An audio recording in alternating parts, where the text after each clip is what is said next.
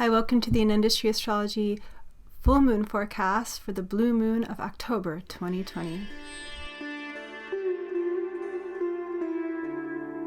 So the moon is waxing, the energy is increasing. How are you feeling? The moon is waxing, and on October 31st at 7:49 a.m. Pacific time, the moon will reach its peak brightness, the end of the Purnima Tithi, and begin to wane again. Feeling anxious, intense, driven, fierce. This full moon's got a lot of energy to it and a lot of spiritual blessings as well. This is a very special full moon. The full moon is actually a blue moon because it's the second one we're having in October, and that's quite rare. And it's also falling on a very kind of pinnacle point in this Hallowmas time, the Halloween, when the spirit world is closer to us. But this is also, in the Hindu tradition, a very, very auspicious full moon. This is the full moon of Sharad Purnima, when the goddess Lakshmi is said to bless the full moonlight. There's what they call Amrita Barka, where it's said that the nectar of immortality, of life itself, is saturated in the moon's rays and showers down upon the earth. So this is a very good time, if you can get outside, if weather permits, to do some moon bathing. It really increases your health and happiness. And also you can charge crystals or water. Traditionally they use kheer. It's kind of like a sweet pudding because sweet liquids tend to absorb moonlight really well. Just make sure you use a clear glass container when you do this. Be sure to share this liquid as a prasad, as sort of a blessed food with your friends and family if you can. It is also celebrated in India as the night of the Rasa Leela, the night that Lord Krishna came out to dance with the gopis and Radha in an ecstatic, blissful night of dancing that seemed to last for eternity. So it's a good time to connect with people. It actually is. It's a good time to reach out if you can, safely, of course. Try to connect with friends and family any way you can. And also the spirit world, because this full moon has such a deep connection to these other realms as well. It's in the area of the sky, the nakshatra, called Bharani nakshatra. Bharani is a very transformative and sacred star. It's symbolized by the yoni, or the womb, right? The birth canal, where all life comes through. So there's a very powerful divine feminine energy of regeneration and life itself, and also death. Lord Yama lives in this nakshatra. Yama is the god of death himself, and it's said that he's the one that collects the souls of the dead and helps to redirect them towards rebirth.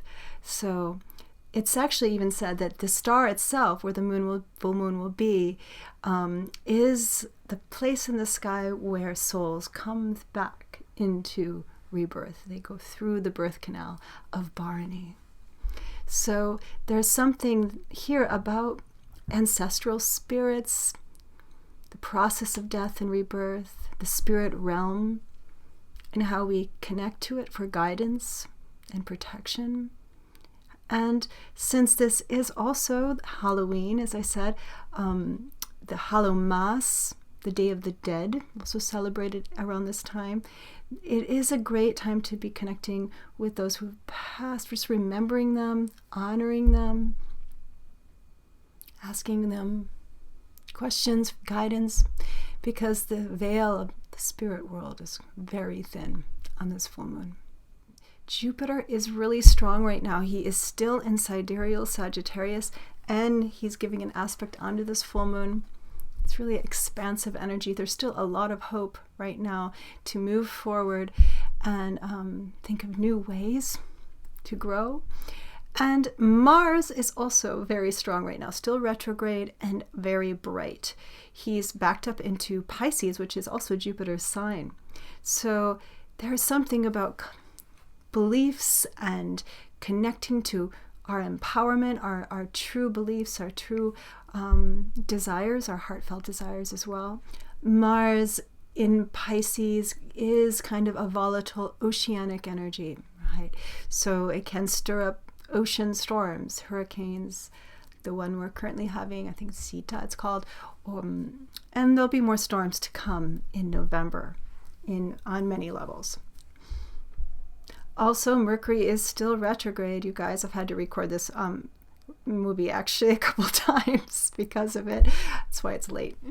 But this Mercury retrograde will end, but on November 3rd. And you remember, stationing planets as they stop moving one direction and start moving another. So Mercury will be basically stopped in its tracks by November 3rd, right around the U.S. elections. It's actually in the morning of the U.S. election day. So, yeah, as I said last time, this hasn't happened. It's probably quite rare, but the last time it happened to happen was in 2000 when we had the last pretty close election that was contested, and it wasn't pretty. So prepare yourselves for some possible confusion on election day. But overall, this full moon is like a charge before we enter into November, where we're going to start by the end of the November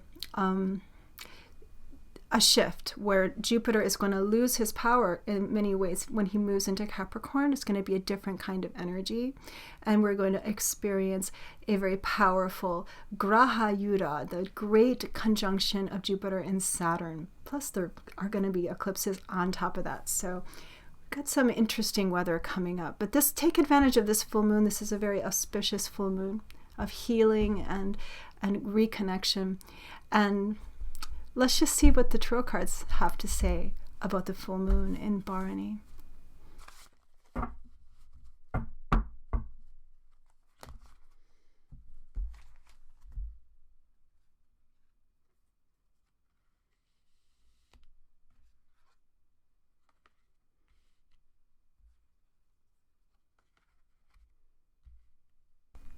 Okay, so the first card,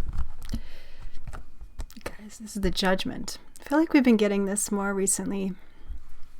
The Eon, they call it in this deck, but this card is a card of, well, the end times, or in extreme times where fate has a lot to do with what we're experiencing, collective karma,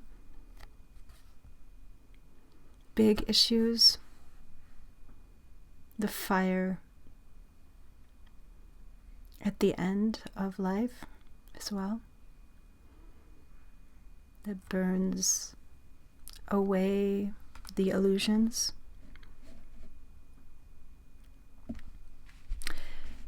And another big card, the Wheel of Fortune. This is a card of Jupiter, of luck as well, and hope, and the cycles between life and death, samsara, life, rebirth, death. And this Jupiter influence is still really strong, as I was saying, until November, well, mid-November or so, when he starts to go into Capricorn. So, And the last card, the Five of Cups, disappointments. But this is a card of, well, it's Mars. It's very strong Mars right now in Pisces. The dissolution, right? What dissolves, what we let go of, and how we move forward, how we recycle into something new. It's very appropriate cards for Bharani, actually. Let's take a look. The leaves are falling. In the time of death and loss, when life is retreating and turning downward towards the earth, the spirit world is growing stronger. Trust in letting go. Trust that love and grace comes in surprising ways, in ways that are beyond our knowledge, beyond our ability to even fathom. And we are held in a collective womb of death and sleep through the time that is meant to be before we are taken into life again, to be born again, anew.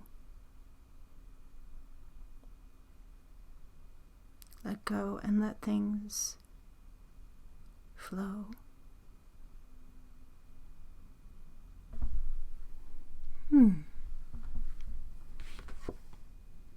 This card is very much like a womb, isn't it, too? A little child in the fire of rebirth. Okay, well, thank you so much for coming to the Anandashri Astrology Full Moon Forecast for October 31st. I do offer one-on-one Vedic astrology readings and tarot readings online by Zoom or by phone if you're in the US.